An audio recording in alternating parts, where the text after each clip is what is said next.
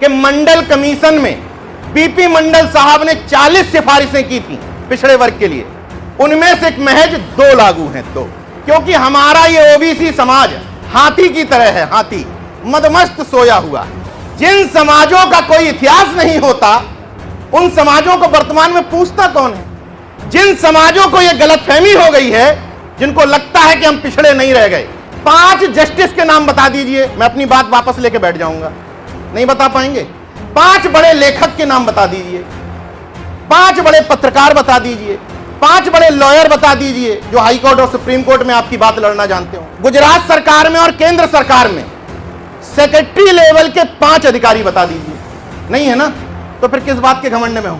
मगर ईश्वर को मानने के चक्कर में अपने हक अधिकार किसी के पास गिरवी न रख दे। मेरी एक एक बात को चेक करिएगा, क्रॉस चेक। झूठ तो नहीं बोल गया, क्योंकि हमारी आपकी सबसे बड़ी यही गलती है कि हम लोग क्रॉस चेक नहीं करते हैं। हमने कुछ कहा, हमारी बात से भी सहमत, अगला कोई हमारा विरोध किया उससे भी सहमत। यह बात इंपॉर्टेंट है कि जातिवार जनगणना हो जाए, यह पता चल जाए कि कोली समाज कितना है, ठाकुर समाज कितना है, यहां पाटीदार कितना है, कौन सा समाज कितना है। लेकिन जब तक अपने हक अधिकार नहीं समझोगे, संख्या लेकर के करोगे क्या? झुंझुना बजाओगे? मैं खुद जातिवादी रहा, 9 साल में जातिवादी रहा। 9 साल जातिवादी रहने में कमजोर था, मैं बहुत कमजोर था। लेकिन जब मैं पिछड़ा हुआ, पिछड़ा से बहुजन हुआ, आज बहुत ताकतवर हूं। मैं युवाओं से यही कहना चाहता हूं, यही वेद है, यही पुराण है, यही उपनिषद है, यही भारतीय संविधान है, यही हमारा सब कुछ है।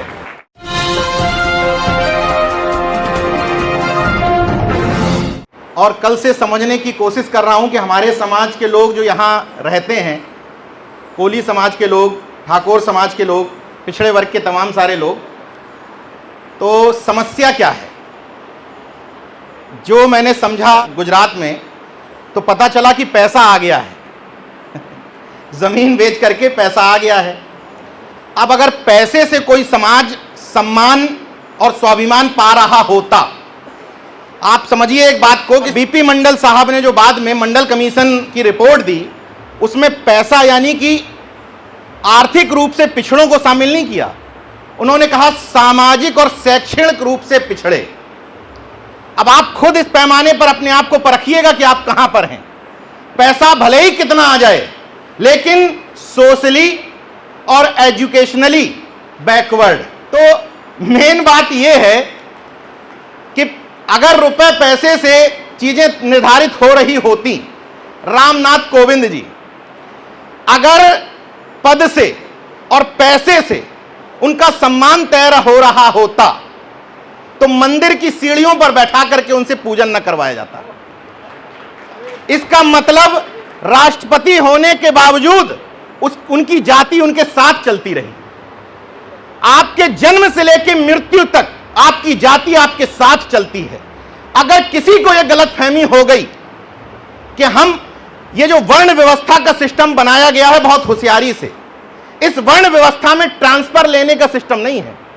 आपने जहां जन्म ले लिया आप मरेंगे वहीं। कोई सिस्टम नहीं है कि आप ट्रांसफर कैसे मारेंगे। तो हम अपना सम्मान और स्वाभिमान कैसे बचा सकते हैं? पहले हम ओबीसी तो बने, हम ये तो माने कि हम ओबीसी हैं, क्योंकि संवैधानिक आरक्षण की व्यवस्था, हिस्सेदारी की व्यवस्था, भागीदारी की व्यवस्था तब आपको मिल पाएगी जब आप ओबीसी होंगे। तो आप कहलाने वाले ओबीसी हैं या अपने समाज को बढ़ाने वाले ओबीसी हैं, पहले यह तय करना होगा। जब यह तय हो जाएगा कि हम वास्तव में समाज के लिए काम करने वाले ओबीसी हैं, तब हम यह जान पाएंगे कि मंडल कमीशन में बीपी मंडल साहब ने 40 सिफारिशें की थी पिछड़े वर्ग के लिए, 40 सिफारिशें, उनमें से महज 2 लागू हैं। 2 क्यों लागू हैं? क्योंकि हमारा ये ओबीसी समाज हाथी की तरह है, हाथी मदमस्त सोया हुआ है। और जो सामने वाली सरकारें हैं, ये पत्थर उछाल करके देखती हैं, घर पे पत्थर मारती हैं पहले इस पिछड़े वर्ग के घर पे। जब देख लेती हैं कि मदमस्त सोया हुआ है, तो कहती हैं इनकी गर्दन काट दो, कोई फर्क नहीं पड़ता इनको। बाद में जब हिस्सा मांगेंगे तो मंदिर का घंटा पकड़ा देंगे, जब हिस्सा मांगने आएंगे। अभी इसी मंच पर मैं समझने की कोशिश कर रहा था कि यहां हमारे भाई अपने पुरखे किसको अपना पुरखा मानते हैं, किस महापुरुष की आइडियोलॉजी को फॉलो करते हैं, तो पता चला कि किसी को नहीं। जिन समाजों का कोई इतिहास नहीं होता, उन समाजों को वर्तमान में पूछता कौन है? जिन समाजों को यह गलतफहमी हो गई है कि हमारे पास जमीन बेचने से पैसा आ गया है, उन लोगों से सवाल करना चाहता हूं इसी मंच पर, यहां आकर के अपने समाज से, जिनको लगता है कि हम पिछड़े नहीं रह गए, इस मंच पर आकर के अपने समाज से 5 आईएएस के नाम बता दें। बता दीजिए, मैं अपनी बात वापस ले लूंगा। छोड़ दीजिए, 5 जस्टिस के नाम बता दीजिए, मैं अपनी बात वापस लेके बैठ जाऊंगा। नहीं बता पाएंगे? 5 बड़े लेखक के नाम बता दीजिए, 5 बड़े पत्रकार बता दीजिए, 5 बड़े लॉयर बता दीजिए जो हाई कोर्ट और सुप्रीम कोर्ट में आपकी बात लड़ना जानते हो। छोड़ दीजिए, गुजरात सरकार में और केंद्र सरकार में सेक्रेटरी लेवल के 5 अधिकारी बता दीजिए। नहीं है ना? तो फिर किस बात के घमंड में हो? किस बात के घमंड में हो? ये जो घमंड हमारे ऊपर लादा जाता है, जो उत्तर प्रदेश में कहावत है चने के झाड़ पे चढ़ाना, जब वो समझ लेते हैं कि ये लोग पैसे वाले हो गए हैं, इनकी ताकत से नहीं लड़ा जा सकता, तो आपको चने के झाड़ पे चढ़ा देते हैं। कहते हैं कि आप तो बहुत मजबूत लोग हैं, और आपको धीरे से धर्म के सिस्टम में डाल देते हैं। मगर ईश्वर को मानने के चक्कर में अपने हक अधिकार किसी के पास गिरवी न रख दें। आप किसको मानते हैं किसको नहीं, ये आपका विषय है, लेकिन इतना जरूर समझना है कि हम कोली वंश के लोग, बताओ, मुझे हैरत हुई जब यह कहा गया कि हमारा कोई पुरखा नहीं है। तथागत बुद्ध की मां महामाया, उन्हीं के तो वंशज हैं हम लोग, वो हमारे ही वंश की तो थी, और फिर भी हम कहते हैं इस प्रदेश में राज करने वाले, इस देश पर राज करने वाले जब भारत से बाहर कहीं जाते हैं तो पता गर्व के साथ क्या कहते हैं? आपको भले ही शर्म आती हो, लेकिन वो लोग गर्व के साथ कहते हैं हम बुद्धा की धरती से आए हैं। कैसे? चीनी का धर्म होता है उसकी मिठास, नमक का धर्म होता है उसका कसैलापन, वैसे ही इंसान का धर्म होता है क्या? इंसानियत। मानव का धर्म होता है मानवता। तो हम मानववादी तो हैं ही, हम कमजोर वर्गों के लिए काम कर रहे हैं, ऐसे लोगों के लिए काम कर रहे हैं जो असहाय हैं, जो गरीब हैं, जिनको हिस्सा नहीं मिला। तो हम मानववादी नहीं है क्या? हम धार्मिक नहीं है क्या? अंतर समझिए। जो तथाकथित पाखंडी धार्मिक हैं वो नदी को देवी कहते हैं ना देवी, और हम कहते हैं ये रिवर है, रिवर। इसके बावजूद हम रिवर को गंदा नहीं करते हैं, और वो लोग जो कहते हैं नदी देवी है, उसमें मूर्तियां विसर्जन करके उसको गंदा करते हैं। तो असली धार्मिक कौन हुआ? हम लोग जो रिवर को बचाने वाले लोग हैं, क्योंकि हम लोग प्रकृति पूजक लोग हैं, आज से नहीं सदियों से। इस प्रकृति को बचाने की हमारी जिम्मेदारी रही है, इसलिए ये लोग प्रकृति पूजक से मूर्ति पूजक बना दिया आप लोगों को, क्योंकि आप जल जंगल जमीन की बात ना करो। क्योंकि जल जंगल जमीन की बात करोगे तो ये उद्योगपतियों को नहीं बेचोगे, अपने अधिकार को समझोगे, अपनी मिट्टी से प्रेम करोगे। और ये जो समाज बैठा हुआ है, ये सब खेतीहर लोग हैं, खेती बाड़ी वाले लोग हैं, जमीन तो इन्हीं के पास है, जमीन तो आप ही लोगों से खरीदनी है। और खरीदेंगे कब? जब आपको दूसरे व्यसनों में लगा देंगे, आपको ताकत का पैमाना दूसरा बता देंगे। मेरी एक एक बात को चेक करिएगा, क्रॉस चेक। झूठ तो नहीं बोल गया, क्योंकि हमारी आपकी सबसे बड़ी यही गलती है कि हम लोग क्रॉस चेक नहीं करते हैं। हमने कुछ कहा, हमारी बात से भी सहमत, अगला कोई हमारा विरोध किया, उससे भी सहमत। ये जो सहमति वाली प्रक्रिया है, सर हां में हां मिलाने वाली प्रक्रिया है, इसको बदलना है।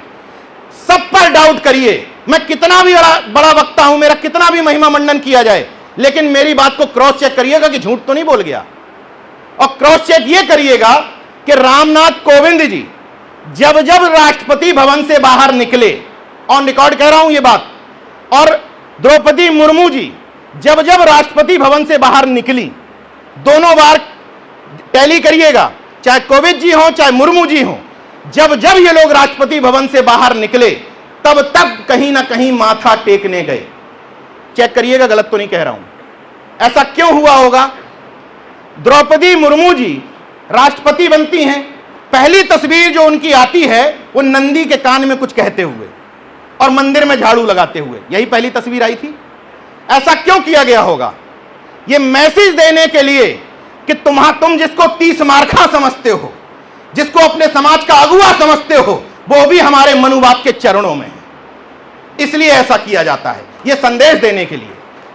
और अगर ऐसा नहीं होता, मुझे भी गर्व होता है कि हमारे समाजों से कोई पहुंच जाए, मगर क्या पूरे 5 साल वहां रहते हुए हमारे हक अधिकारों पर पड़ रहे डाकों पर एक शब्द बोला गया क्या? तो कब तक हम जाति के आधार पर यह तय करते रहेंगे कि फलाना हमारा नेता है? हमें जाति से जमात की ओर बढ़ना है, वर्ग की ओर बढ़ना है। जब किसी से हिस्सा मांगोगे तो जाति के रूप में नहीं मांग सकते, वर्ग के रूप में मांग सकते हो कि हम ओबीसी हैं, हमें इतना हिस्सा दो। एक बात महेंद्र सर अभी बोल रहे थे, पूर्व कैबिनेट मंत्री, उन्होंने कास्ट सेंसस की बात की, जातिवार जनगणना की। तो पहले तो यह बात इंपॉर्टेंट है कि जातिवार जनगणना हो जाए, यह पता चल जाए कि कोली समाज कितना है, ठाकुर समाज कितना है, यहां पाटीदार कितना है, कौन सा समाज कितना है। लेकिन जब तक अपने हक अधिकार नहीं समझोगे, संख्या लेकर के करोगे क्या? झुंझुना बजाओगे? उस संख्या का क्या करोगे? अचार डालोगे क्या? संख्या पता लगने के बाद जब जागरूक हो जाओगे, एकजुट हो जाओगे, तब तो अपना हिस्सा मांगोगे। मेरे जो भाई यहां सुनने आए हैं, उनमें से 5 लोग भी अगर मेरी बात को सुनकर आत्मसात कर लेंगे, मेरा लखनऊ से यहां आना सफल। भाई भीड़ लेकर के क्या करेंगे? भीड़ तो आसाराम बापू के पास भी है, वो रेपिस्ट है, फिर भी भीड़ जुटा लेता है। अब और नए छलियों के नाम क्या लूं मैं? तमाम छली हैं जो भीड़ जुटा लेते हैं। तो अगर भीड़ से सब कुछ तय हो रहा होता तो भीड़ तो राम रहीम भी जुटा लेता है जो जेल में है। भाई मूर्खों की भीड़ जमात जुटा करके करें क्या? मैं ये मानता हूं कि जितने सुनने आए हैं, ये वो मरीज हैं जो आइडेंटिफाई हो चुके हैं कि इलाज कराना चाहते हैं। तो मैं तमाम मंचों पर लोगों से यह अनुरोध करता हूं कि पहले उनको मेथोट्रेक्सेट का इंजेक्शन मत दीजिए, पहले होम्योपैथी की मीठी गोली खिलाइए। भाई तुम जाति को समझते हो तो जाति की वजह से ही आ जाओ। उसके बाद जब जाति से ऊपर निकल जाओ, 3 साल 4 साल 5 साल में, तब पिछड़े बन जाओ। और जब पिछड़े बन जाओ तब समझ जाओ कि हम बहुजन हैं। मैं उत्तर प्रदेश में रह करके तमाम सरकारों की आलोचना करते हुए अभी तक पता क्यों बचा हुआ हूं? क्योंकि मैं एक जाति का नहीं हूं, मैं बहुजन हूं। तो मेरे प्रति प्रजापति की भी वही फीलिंग है, मेरे प्रति विश्वकर्मा की भी वही फीलिंग है, मेरे प्रति ठाकुर की भी वही फीलिंग है, कोली की भी वही फीलिंग है, कुर्मी की भी वही फीलिंग है। तो जब हम किसी ऑफिस में घुसते हैं, अपने भाइयों से एक और निवेदन कर रहा हूं, हम लोग जब किसी ऑफिस में घुसते हैं तो हम लोग क्या करते हैं? जब लिस्ट आती है कोई, तो लिस्ट हम बनाते किस आधार पर है? जाति के आधार पर। तो जब जाति के आधार पर लिस्ट बनाते हैं तो कोई 0 होता है, कोई 3 होता है, कोई 4 होता है, कोई 5 होता है। लेकिन जब आप लिस्ट ओबीसी के आधार पर बनाएंगे तो लिस्ट इतनी लंबी होगी, जब बहुजन के आधार पर बनाएंगे तो इतनी लंबी होगी। तो जो कोई कहता है कि हमारे समाज में ये है ही नहीं, मैं कहता हूं कि हम तो बहुसंख्यक हैं। किसी भी ऑफिस में घुस जाओ, बहुजन आपको बहुसंख्यक ही मिलेंगे। लेकिन उस फीलिंग से जुड़ना पड़ेगा तब। मैं खुद जातिवादी रहा, 9 साल में जातिवादी रहा। यहां पाटीदार समाज के तमाम कार्यक्रमों में शामिल होता था, उमिया माता, खोडल माता, ये सब सारे धाम ट्राई मार लिए हैं। 9 साल जातिवादी रहने में कमजोर था, मैं बहुत कमजोर था। लेकिन जब मैं पिछड़ा हुआ, पिछड़ा से बहुजन हुआ, आज बहुत ताकतवर हूं। इसी एक महीने में इस बहुजन समाज ने 5वीं बार मुझे हेलीकॉप्टर से उड़ा करके सूरत बुलाया है, 5वीं बार। इसी एक महीने में महाराष्ट्र गया, इसी एक महीने में छत्तीसगढ़ गया, इसी एक महीने में मध्य प्रदेश गया, बिहार गया, उत्तर प्रदेश और अब गुजरात। आप क्लियर कट हो अपनी विचारधारा में, यह समाज झक मार कर आपका सहयोग करता है। अगर आपका दान पात्र पवित्र है तो धन छोड़ दीजिए, जान देने वालों की कमी नहीं रहती है, मेरा अपना अनुभव है। जो लोग ये रोना रोते हैं कि समाज साथ नहीं देता, नियत में खोट रहा होगा। समाज 100% साथ देता है। मैं धन्यवाद देता हूं हमारे ये भाई अजय पटेल जी को। हम जो बात कहने आए हैं उन्होंने अपने प्रकाशन में लिख दिया है। पता नहीं उन्होंने किस, अजय पटेल जी है ना इधर, अजय पटेल जी बैठे हुए हैं, उन्होंने इसका नाम किस आधार पर रखा ये मैं नहीं जानता, लेकिन आपने इतना बड़ा काम कर दिया मेरा। आपने नाम रखा युवा उपनिषद।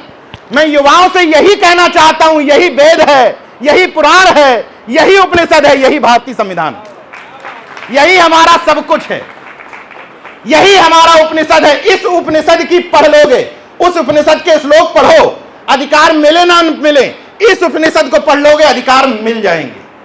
कि जहां काम नहीं बन रहा वहां कहते हैं कि सब राम भरोसे है, कहते हैं ना। अच्छा, जो कहता है कि सब राम भरोसे है, वही राम अपनी जमीन पाने के लिए सुप्रीम कोर्ट के भरोसे थे। तो हम जिसके भरोसे हैं वो खुद इसके भरोसे है, तो हम डायरेक्ट इसके भरोसे हो जाएं तो ठीक रहेगा, ठीक रहेगा ना। और देखिए, अगर जो लोग कहते हैं, जैसे अगल बगल में कोई मंदिर हो, कोई मस्जिद हो, कुछ भी हो, वहां अगर चोरी हो जाए, मान लीजिए किसी भी धार्मिक स्थल पर, किसी भी धर्म का हो, क्रिश्चियन का हो, किसी का भी हो, वहां अगर चोरी हो जाएगी तो क्या कोई बाइबल के हिसाब से, कुरान के हिसाब से, धर्मशास्त्रों के हिसाब से मुकदमा दर्ज करवाएगा या आईपीसी के हिसाब से जाके चौकी और थाने में मुकदमा दर्ज करवाएगा? किसके हिसाब से कराएगा? किसके हिसाब से? आईपीसी के हिसाब से ना। तो आप जिनके भरोसे बैठे हैं वो चोरी हो जाने पर खुद थाने चौकी के भरोसे हैं। तो कम से कम मैं किसी के अगेंस्ट नहीं कह रहा हूं, मैं इतना कह रहा हूं कि तर्कवादी बनिए, तर्कवादी बनिए। और अगर मिट्टी के ईश्वर को नहीं हटा पा रहे हो, कोई बात नहीं, मिट्टी के ईश्वर को नहीं हटा पा रहे हो तो ईश्वर और आपके बीच में एक बिचौलिया है जो माल पीट रहा है, उस बिचौलिए को ही हटा दो। इतना तो कर सकते हैं ना। इसलिए क्योंकि जब नोटबंदी हुई थी तो आप जब नोट लेके जाते थे पुराने, तो क्या वो ईश्वर कहता था कि यहां नोट नहीं चलेगा पुराना? कौन कहता था? कौन कहता था? कौन? पुजारी कहता था ना। तो इसका मतलब नोट जा किसके पास रहा है? अगर ईश्वर के पास जा रहा होता तो वो सपने में आके आपसे कहता कि भाई नोट मत चढ़ाओ, क्योंकि ईश्वर कैसे आता है? सपने में आता है। कहीं भी कोई अवतार हो जाए तो कैसे होता है? सपने में होता है। तो वैसे ही कल रात में जब मैं सो रहा था यहां ऑफिसर्स क्लब में, तो ईश्वर मेरे रात में सपने में आया था। उसने कहा था कि अपने कोली भाइयों को यह बात समझानी है। क्यों? क्योंकि ईश्वर की मर्जी के बिना पत्ता भी नहीं हिलता। अगर ईश्वर की मर्जी नहीं होती तो मैं बोल नहीं पाता, ये गिर जाता ऊपर से। इसका मतलब मेरे बोलने में ईश्वर की मर्जी शामिल है, तभी तो मैं लखनऊ से मुंबई आया फ्लाइट से, मुंबई से यहां तक आया। इसका मतलब ईश्वर चाहता था कि जाओ और ये बात जाकर के करो। ये बात ठीक है ना। अगर मैं कहूं, ये खेतीहर लोग हैं ना, अगर मैं आप लोगों से कहूं कि यहां इस हॉल के नीचे पानी डालो और आपका खेत सिंचित हो जाएगा, तो हो जाएगा क्या? हो जाएगा क्या? नहीं होगा। लेकिन सोचिए, धरती पे धरती की बात है, सूरत की सूरत की बात है। किसी का खेत 50 किलोमीटर 100 किलोमीटर ऐसे होगा ना, किसी का खेत है ना, किसी का खेत ऐसे 50-100 किलोमीटर की रेंज में।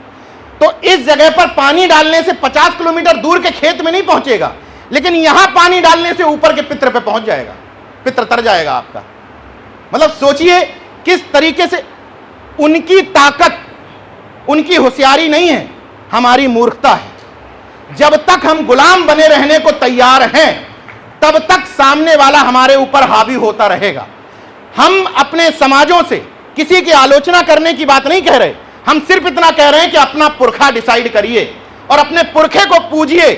आज बाबा साहब के सामने किसी भी सरकार की, कोई भी सरकार हो, वो चाहे बाबा साहब को मानती हो या ना मानती हो, लेकिन उसकी हैसियत नहीं है कि बाबा साहब के सामने नतमस्तक ना हो। क्यों? क्योंकि उनके लोगों ने इतना बड़ा बना दिया बाबा साहब को कि किसी सरकार की हैसियत नहीं कि बाबा साहब की आलोचना कर दे। ये सरदार पटेल की इतनी बड़ी प्रतिमा क्यों लगाई गई? क्या वास्तव में जिन लोगों ने लगाई वो वास्तव में उनकी आइडियोलॉजी को पसंद करते हैं क्या? ये मुझे नहीं पता, मैं नहीं किसी की आलोचना करना चाहता, लेकिन क्यों लगाई प्रतिमा? क्योंकि जितनी ऊंची प्रतिमा, उससे उतने दूर दूर का वोट बैंक दिखाई देता है। उनको पता है कि उत्तर प्रदेश का कुर्मी अपने आप को सरदार पटेल से जोड़ता है, बिहार का कुर्मी अपने आप को जोड़ता है, मध्य प्रदेश का पाटीदार जोड़ता है, गुजरात का जोड़ता ही जोड़ता है। तो उतनी ऊंची प्रतिमा, उतना होता है वोट बैंक। लेकिन आप तो वोट बैंक भी नहीं है, आप तो वोट बैंक भी नहीं बन पाए, तो आपका तुष्टीकरण क्या होगा? तो पहले वोट बैंक तो बनो, संगठित तो बनो, एक महापुरुष तो डिसाइड करो कि हम इसके झंडे के नीचे हैं, तब उस महापुरुष के बहाने आपको पूछा जाएगा। तब पूछा जाएगा कि चाहते क्या हो, कहां हिस्सेदारी चाहिए। अभी आपसे निजी क्षेत्रों में हिस्सेदारी की क्या बात करें जब सरकारी में नहीं ले पाए। अब लड़ाई आ जाएगी, अब लड़ाई होनी चाहिए थी निजी क्षेत्रों में हिस्सेदारी की। तो हम निजी क्षेत्रों में क्या हिस्सेदारी लें जब आप सरकारी में नहीं हैं? क्या कहें निजी क्षेत्रों में लेने के लिए? और एक और गलतफहमी दूर कर देता हूं, जिन लोगों को लगता है कि हमारे पास 3-4 करोड़ रुपए आ गए जमीन बेच करके, वो 5 बड़े उद्योगपतियों के नाम बता दें कोरी समाज से। 5 बड़े उद्योगपति बता दें। जैसे तेली समाज के एक मेरे मित्र को बहुत घमंड था, वो झारखंड के रहने वाला था मेरा मित्र।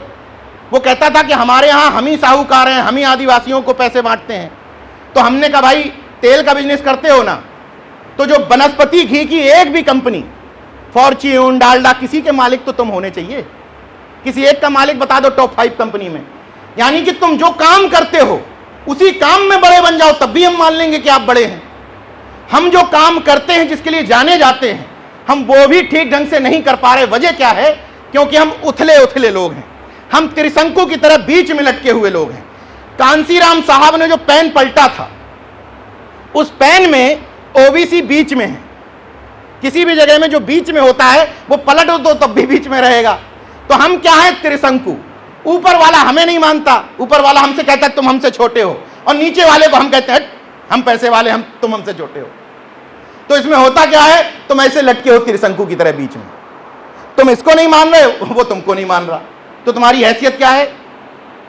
तो कम से कम अगर शोषित वर्ग की एक जाति होती है, शोषित वर्ग एक ही जाति में होता है, सवर्ण एक ही जाति तो होती है जो शोषण करता है, तो फिर जो शोषित हो रहे हैं, जिनका उत्पीड़न हो रहा है, उनकी एक जाति क्यों नहीं है?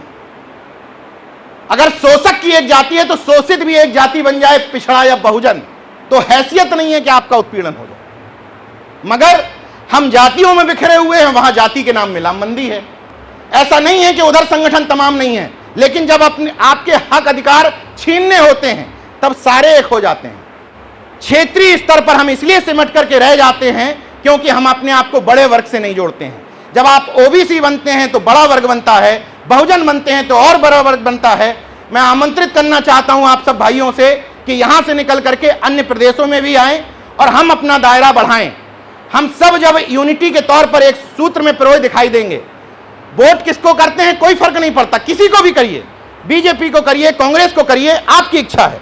बस इतना अनुरोध है कि अपने मुद्दों के आधार पर करिए, पिच अपनी तैयार करिए, हिस्सा अपना तय करिए। वोट किसी को दीजिए, मैं डिसाइड नहीं कर सकता, लेकिन वोट देते समय मुद्दे उनके नहीं होने चाहिए, मुद्दे आपके अपने होने चाहिए। जब कोई नेता आपके घर वोट मांगने आए तो यह पूछो कि हमारे लिए, हमारी शिक्षा के लिए, हमारे बच्चे पीसीएस में, आईएएस में पहुंचे, उनके लिए क्या करोगे?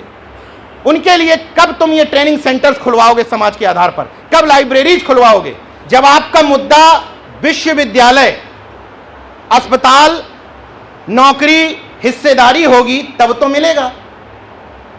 भाई कोई भी सरकार ये वादा करके तो आपसे आती नहीं है कि हम आपके समाजों को ये हिस्सेदारी देंगे। वो जो कह के आती हैं वो करती हैं। उन्होंने कहा था कि राम मंदिर देंगे, मिल रहा है। अब आपको तय करना है कि आपको विश्वविद्यालय चाहिए या राम मंदिर चाहिए, वो आप तय कर लीजिए। समय समय पर विभिन्न सरकारें ये चेक करती हैं कि इस देश की जनसंख्या को, इस देश के लोगों को, बहुसंख्यक लोगों को चाहिए क्या। सरकारें आई कोरोना के समय में, उन्होंने कहा कि अब टेस्ट करते हैं कि इनको चाहिए क्या, इन गरीब लोगों को, मजदूरों को जिनकी नौकरी छूट गई। उन्होंने कहा दिया जलाओ, बत्ती बुझाओ, ताली थाली पीटो। पूरे मुक्त कंठ से सबने ताली थाली पीटी। उनने चेक कर लिया, जैसे लिटमस टेस्ट होता है ना, ऐसे चावल ऊपर से उनने टेस्ट कर लिया, मूर्ख है, अभी भी ताली बजवाओ, ताली बजवाओ, मंदिर पकड़ाओ, इनको कुछ हिस्सेदारी नहीं चाहिए।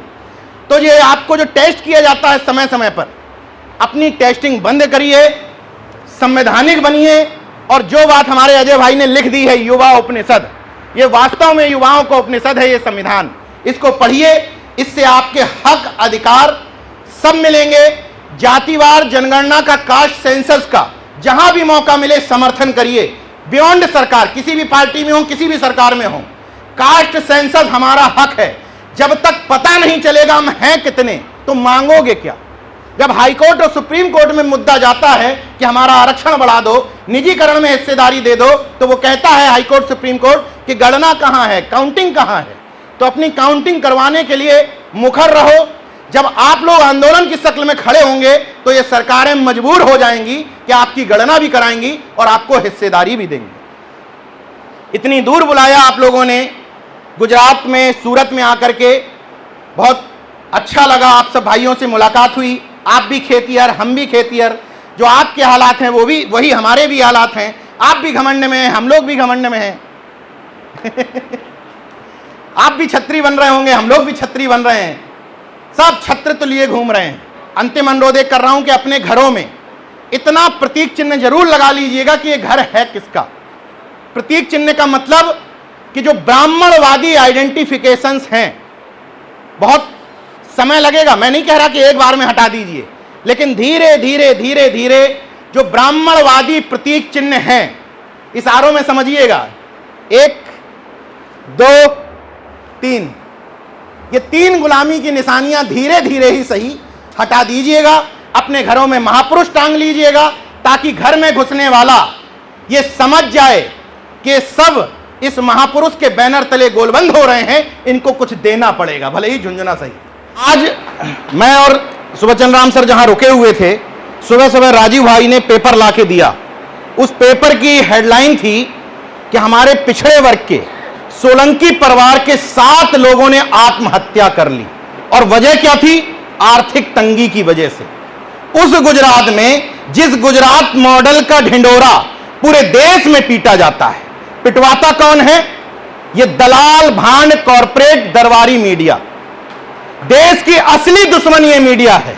समाधान ये है कि इस दरबारी और दलाल मीडिया को देखना बंद करना है, क्योंकि यही आपका दिमाग कैप्चर करके रखता है। सुनने में बुरा जरूर लगा होगा, लेकिन हम इसी तरह के मानसिक गुलाम हैं। पेट्रोल के दाम बढ़ा लो, डीजल के दाम बढ़ा दो, हिस्सा छीन लो, कोई तकलीफ नहीं है। हमारे सोलंकी परिवार से, हमारे घर से 7 लोग आत्महत्या कर लेते हैं, कोई चर्चा नहीं होगी, क्योंकि चर्चा होगी तो आप राष्ट्र विरोधी हैं, आप राष्ट्र के खिलाफ जा रहे हैं। और राष्ट्रवाद क्या है? राष्ट्रवाद यह है कि हमारे 40 सैनिकों को मरवा दिया जाए बॉर्डर पे, यह राष्ट्रवाद है। महिला आरक्षण की बात बिल्कुल ठीक बात है कि मनुवादियों की साजिश है किस तरीके से ओबीसी की सीटों पर सवर्ण महिलाओं को लाने की, सहमत हूं इस बात से। लेकिन क्या उन्हीं मनुवादियों ने मना किया है कि अपने कार्यक्रमों में महिला आरक्षण लागू करो? भाई वो तो सरकार का ठेका है। इस कार्यक्रमों में आपको किसने मना किया, कार्यक्रम आयोजकों को, कि अपनी पत्नियों को, बच्चों को कार्यक्रम में लेके ना हो? ये आरक्षण कब लागू करोगे? इस मंच पे आरक्षण कब लागू करोगे? महिला आरक्षण। एक जैसे हमारे यहां दाल होती ना, दाल, यहां दाल बोलते हैं, उसमें छौंका मार देते तो एक आध जीरा दिखता है, ये 3 जीरे दिख रहे हैं। जैसे दाल में जीरा दिख रहा ना, ऐसे ये जीरा दिख रहा है, ये जीरा, बाकी पूरी दाल है, जीरा बीच में छौंका मारने के लिए। समस्या क्या है नीरज भाई? हम तो सुधर गए, हम तो मान लिए कि ये गोबर है। पत्नी बच्चों को समझाती है कि गणेश है, तो जो पत्नी समझाती है उसको लाओ ना यहां, उस पत्नी को अस्पताल में लाओ ना, उस बच्चे को अस्पताल में लाओ ना। फिर कहते हो कि गणेश चतुर्थी में जाके डांस कर रहा है। करेगा ही, जब इस तरफ का विकल्प नहीं दोगे तो उस तरफ के विकल्प में तो मजे लेगा ही। इसलिए समस्या मत बताइए, समाधान खोजिए। ब्राह्मणवाद को, मनुवाद को, योगी को, मोदी को, किसी को गाली मत दीजिए। उंगली उस तरफ करने की बजाय उंगली इस तरफ करिए ऐसे, और खुद से पूछिए कि जिस समय सब कुछ बेचा जा रहा था उस समय हम क्या कर रहे थे, हम कौन सी जिम्मेदारी उठा रहे थे। और आज अगर नहीं पूछोगे खुद से, तो आपके आगे आने वाली पीढ़ी पूछेगी कि जब नौकरियां खत्म हो रही थी तब क्या कर रहे थे, झुंझुना बजा रहे थे।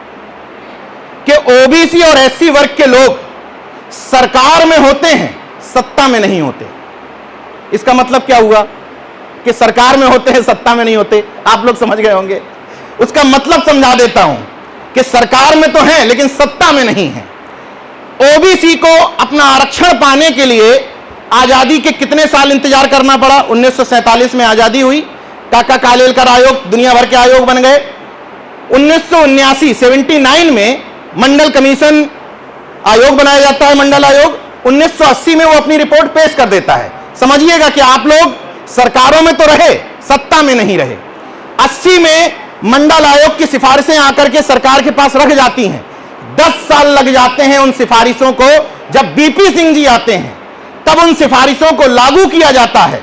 2 साल सुप्रीम कोर्ट में आपकी सिफारिशें लटक जाती हैं, यानी कि लागू होने के बाद 12 साल बाद ओबीसी को 40 सिफारिशों में से 2 सिफारिशों का झुंझुना पकड़ाया जाता है। यह है आपकी हैसियत। वहीं दूसरी तरफ एक सुदामा आरक्षण आता है। जिसको जनेऊ कोटा कहा जाता है, ईडब्ल्यूएस वाला, गरीब सवर्णों का, एक भी दिन न सदन में रुकता है, न राष्ट्रपति के यहां रुकता है। और सुप्रीम कोर्ट के बैठे हुए मनुवादियों की साजिश देखिए, सुप्रीम कोर्ट के। मैं क्यों कहता हूं कि अपने बच्चों को अच्छा वकील बनाइए, क्योंकि इसी गुजरात की बात कर लेते हैं। इसी गुजरात के महात्मा गांधी, इसी गुजरात के सरदार वल्लभ भाई पटेल और बगल के महाराष्ट्र के बाबा साहब, तीनों लोगों की क्वालिटी थी कि अच्छे बैरिस्टर थे। वो तीनों लोग राष्ट्र निर्माण में इसलिए योगदान दे पाए, कम ज्यादा, क्योंकि तीनों अच्छे बैरिस्टर थे, विदेश से पढ़ करके आए थे। तो हिंदुस्तान का ठेका किसने लिया है? हम आपने। जो लोग हिंदी की बात करते हैं वो अपने बच्चों को इंग्लिश मीडियम स्कूल में पढ़ाते हैं।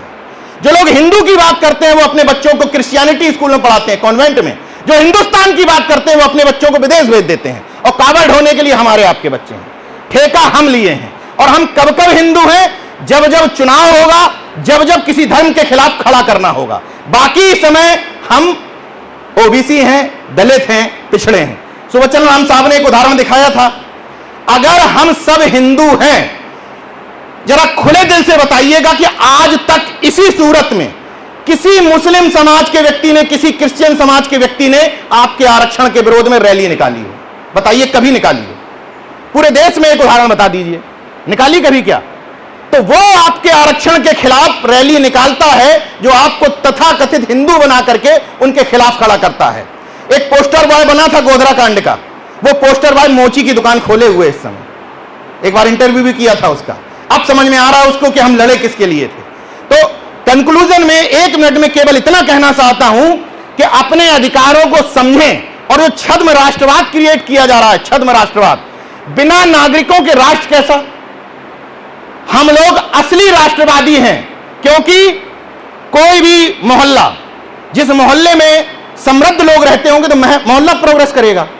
गांव में समृद्ध लोग रहेंगे, गांव प्रोग्रेस करेगा। उसी तरीके से हम लोग तो असली राष्ट्रवादी हुए। हम समाज के उस तबके को उठाने का प्रयास कर रहे हैं जो तबका नीचे है। समाज का सारा तबका जब समग्र रूप से विकास करेगा तो राष्ट्र का विकास हो जाएगा। तो हमसे बड़ा राष्ट्रवादी कौन हुआ? यह अंतर है। इस अंतर को जिस दिन समझ जाएंगे, महिलाओं को कार्यक्रम में ले आएंगे, बच्चों को इन्वॉल्व कर देंगे, उस दिन ओबीसी की दशा और दिशा सब कुछ सुधर जाएगी। देखते रहिए नेशन जनमत, जागरूक और सजग बने रहिए। जय विज्ञान, जय संविधान, नमो बुद्धाय, जय अर्जक, इनकलाब जिंदाबाद, उल गुलाम जिंदाबाद। धन्यवाद।